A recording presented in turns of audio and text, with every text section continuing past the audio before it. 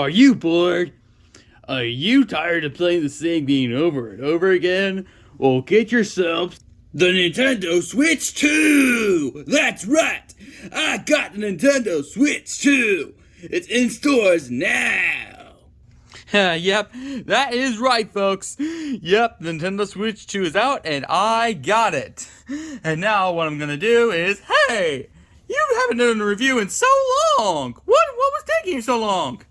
Oh, Cat in the Hat. I was busy getting myself the Switch 2, so sorry. I was overdue for a new episode. But what do you have there? The Lorax? Huh. I think we could try this one. All right. Judging by all the review, by all the votes I got to do it, well, let's pop this piece of crap in. Yeah, as you see, it's been a while since I've used this thing. Oh, here we go. Popped in the Lorax, and let's see what we expect. Now, for all of you who don't know, Cat in the Hat was the first movie, actually first book that inspired Dr. Seuss. Many of the adaptations would follow up, like the Lorax. Yeah! I wonder why he's not reviewing today. Yeah, I wonder why too. Well, let's get on with the movie. So, it opens up with Lorax telling a monologue of the Needville. Huh. I wonder if this is going to follow up to the cartoon version. Yeah, there's 2 Lorax movies out, by the way. The cartoon one and the Elimination one. Can you guess which one I like better? Elimination. Yep, and that's the one we're reviewing. And this one is full of songs, like Welcome to Needville, which has some sick bars. What? Okay, there was no need to laugh there. Huh, sorry.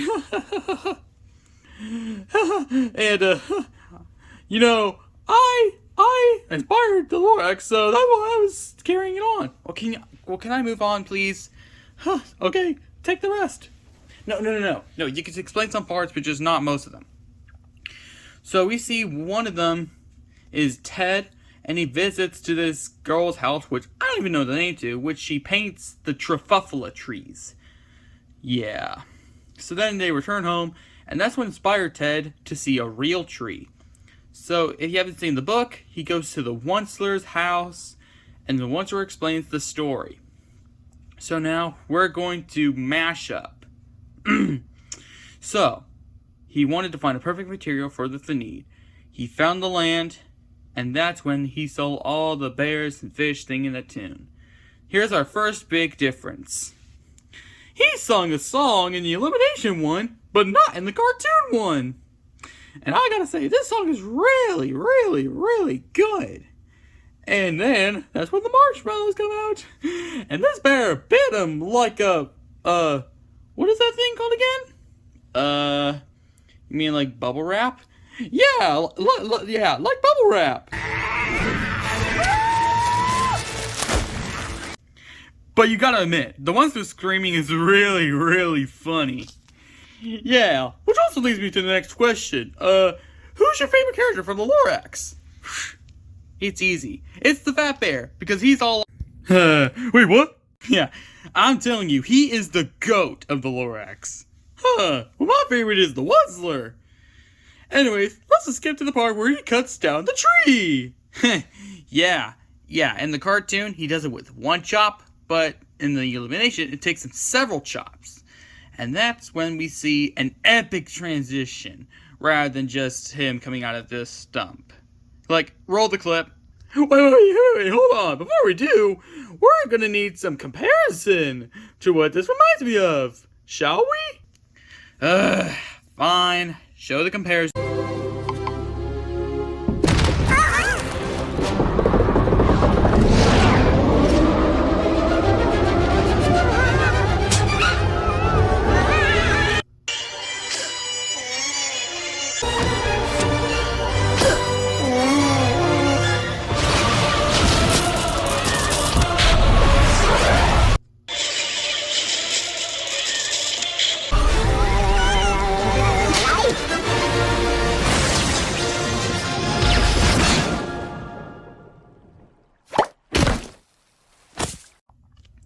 Yeah, I combined them. That's what I do on the channel. But anyways, after that, we just hear the famous line of, Did you chop down this tree? I was gonna say that. But anyways, that's when we saw the Lorax trying to pull down the Onceler's tent down. And that's when the Lorax gets warned that if he's not out by the sun goes down, he'll get punished for it. And he has been warned. And so, of course, he doesn't listen. And so, they try to take his bed out.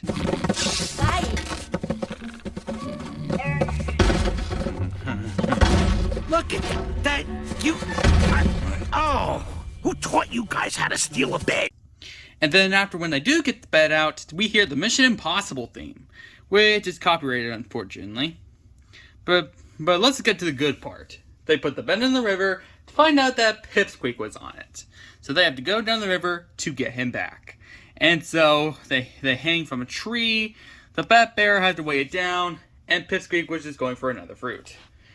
Then after that, we go down the rapid rivers when they flip the bed over and the Onceler wakes up. Then we're going down the rapid rocks and then the waterfall. Wait, isn't that similar to another movie? Oh, you mean Rio 2? Yeah, I don't know why those two scenes are so similar. I don't either. Then after that, we get to see them do like the clear thing. Yeah, like, you know what I mean? The clear. Here, let me Clear. Clear. Oh, you saved my life, Doctor. Clear. Yeah, you get the point.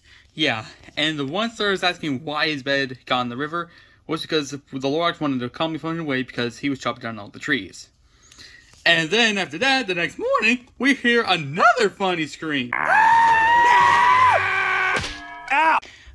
What is it with this movie and funny screams? Yeah, this movie knows how to cheer me up. Yep, and that's when his family arrives, and that's when Lorax tells them to get out. But then the Onceler tells them that they can't jump down the trees because of Lorax's promise, and so they do it anyways. And I gotta say, that one character just yeeted the Lorax. Yeah, and that's where we hear the famous "How Bad Can I Be?" Check out the AI cover of me singing this, because it's in the middle. Yeah.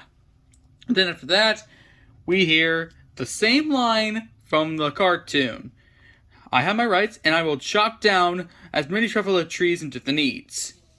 Except they added the lines, and nothing is going to stop me.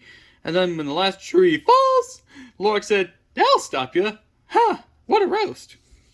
Yeah, he was hacking and smogging and glumping so the animals cannot live there anymore. So, I don't know where they went. Then the Lorax lifted himself away, and that's how the story ended. But that doesn't mean the movie ended, because we still need Ted's side of the story. So he meets Mr. O'Hare and tells Ted that he doesn't like trees, and he tells his thing what he's like in a nightmare. Frankenstein's head on a spider's body. Did that even make sense? I don't know. But, big but, back to the girl who was painting. Her painting was gone. Ugh. What? Why would the painting be gone? Like, one moment you paint it, another moment it's gone. Like, okay. So, that's like saying not to go for one cupcake, then give me two, and slap me in the face for not going after those two cupcakes. Yeah, what do you want? But anyways, moving on from that, we hear that Ted got the seed, so we see a final battle of them getting the seed, and of course, Ted wins by smashing the O'Hare statue into the ground and showing everyone what it's like outside there. And we hear a magnificent speech. I am Ted Wiggins, and I speak for the trees. And the fact is, things aren't perfect here in Thneedville. And they're only gonna get worse unless we do something about it. Unless we change our ways. And we can start by planting this. And that's where we hear the Let It Grow song, which is now a popular meme. Yep, popular meme. And we also hear, you greedy dirtbag. Yeah, I always want to do that while doing songs. Yeah, and the Onceler breaks out of his house and starts planting, and then the Lorax comes back. So yeah, all in all, really great movie to say the least. Yeah, I would recommend watching this one. The cartoon one is way too short. But anyways, I'm gonna go tell the Lorax that you reviewed his movie. Well, alright. Well, that concludes this episode. Yeah, I really hope the next episode did not take long than this one. Anyways, vote in the poll to see which movie you want to see next. In the meantime, have a better day than, I don't know who's having a worse day than you guys are. But anyways, just have a good day. See ya.